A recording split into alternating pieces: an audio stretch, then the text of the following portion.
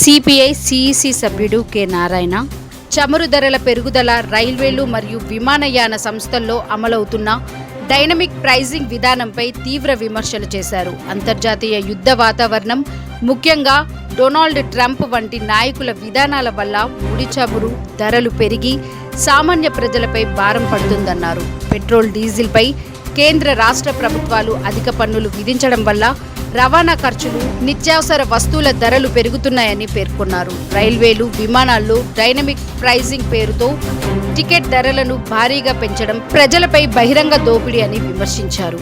హైదరాబాద్, తిరుపతి రైలు ticket ధర 8,000 వరకు పెరగడాన్ని ఉదాహరణగా చూపించారు.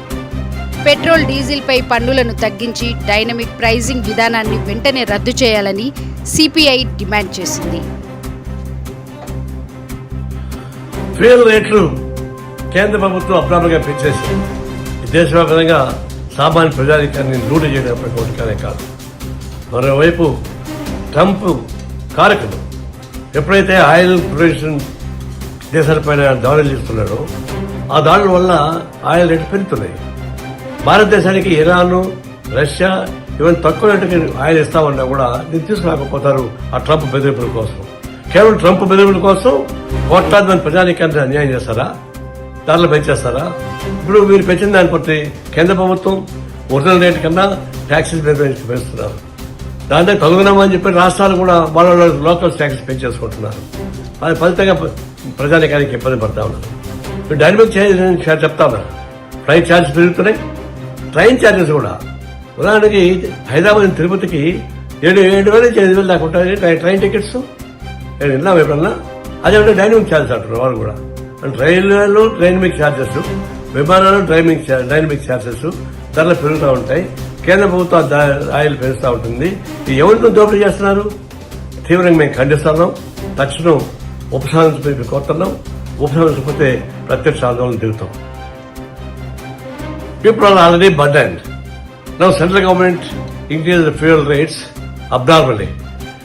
Now central government and state government put together, they are even adding local taxes, other taxes and also. It is increasing. Original rate is not such. But why it is increasing like that? We should understand.